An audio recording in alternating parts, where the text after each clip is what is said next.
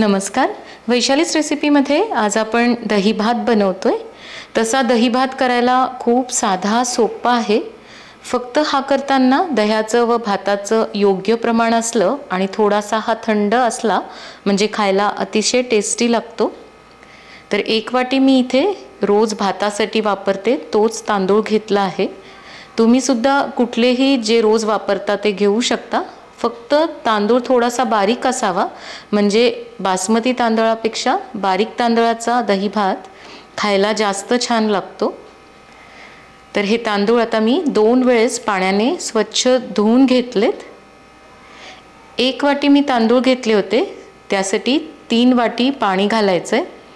तर पाणी थोडंसं जास्तच घालायचं कारण भात आपल्याला थोडासा आसट शिजून घ्यायचा आहे। जसं तुमच्या तांदळाला पाणी लागतं त्याप्रमाणे घाला। थोडंसं मीठ घालूया आणि आता झाकण लावून हे कुकर गॅसवर ठेवून 3 ते 4 शिट्ट्या करून घ्यायच्या आहेत। कुकर आपला आता इथे झालेला आहे, झाकण काढून पाहूया। तर भात एकदम छान शिजलाय। एका भांड्यात काढून घ्यायचा आहे आणि हा थंड करून घेऊया। भात आता थंड झालेला आहे। तर इथे मी आता पाऊण कप दूध घेतलंय। तर दूध रूम टेम्परेचरवरचंच आहे, यामध्ये घालायचं आहे म्हणजे भात छान थंड झाला तरी नरम राहतो, सुटसुटीत होत नाही। मिक्स करून घेऊया। इथे मी आता घरी लावलेलं घट्ट ताजं दही घेतलंय। तर 1 वाटी तांदूळासाठी मी 2 वाटी दही घेतलंय। चमच्याने हे छान घोटून घेऊया। दही ताजं आणि थोडं घट्ट असलं म्हणजे हा दही भात खायला एकदम छान लागतो। तर आता मी थोडं इथे याला फेटून घेतलंय। हे दही आता या भातामध्ये घालूया आणि सगळं एकत्र करून घ्यायचंय, व्यवस्थित मिक्स करायचंय। हा बनवल्यावर अगदी लगेच तुम्ही खाऊ शकता किंवा फ्रीजमध्ये ठेवून थंडगार खायला सुद्धा छान लागतो। आम्ही बऱ्याच वेळेस हा बनवून प्रवासात घेऊन जातो। अगदी 2 ते 3 तास आरामात राहतो।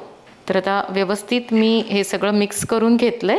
लगेच आता फोडणी तयार करून घेऊया। फोडणीसाठी आता 2 चमचे मी तेल घातलंय। तेल छान गरम झालं की अर्धा चमचा मोहरी घालायची आहे। मोहरी तडतडायला सुरुवात झाली की अर्धा चमचा जिरे घालायचे आणि लगेच आता 1 चमचा उडदाची डाळ घालूया। ही थोडीशी आपल्याला हलकीशी तांबूस करून घ्यायची आहे।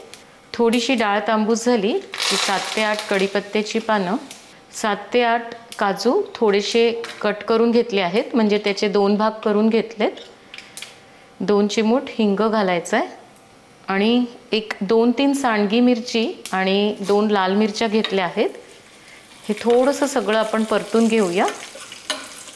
सांडगी मिरची घातली म्हणजे हा भात खायला एकदम मस्त लागतो। आता गॅस बंद करायचा आहे। थोडीशी चवीपुरती साखर घालायची आहे आणि थोडंसं मीठ पण घालूया। मीठ आपण भात शिजवताना पण घातलं होतं। आणि आता ही तयार फोडणी आपण या दही भातावर घालूया। मिक्स करून घ्यायचं आहे। तसं काजू घालणं सुद्धा ऑप्शनल आहे, पण असे दाताखाली काजू आले की छान लागतात। हा दही भात मी आधी सांगितल्याप्रमाणे तुम्ही असा लगेच सुद्धा खाऊ शकता, पण मी हा फ्रीजमध्ये ठेवणार आहे आणि एखाद्या तासाने थंडगार खायला खूप भारी लागतो। तर व्यवस्थित आता मी सगळं मिक्स करून घेतलंय। तर खाण्यासाठी आपला थंडगार दही भात तयार आहे। खूपच थंड झाला आणि कोरडा झाला तर वरून तुम्ही खाताना ताक घालून मिक्स करून घेऊ शकता। तर अवश्य बनवून पहा। व्हिडिओ आवडला तर लाईक आणि शेअर करायला नेहमीप्रमाणे विसरू नका। पुन्हा भेटूया एका नवीन रेसिपीसोबत पुढच्या व्हिडिओमध्ये। तोपर्यंत मस्त खा आणि मस्त रहा।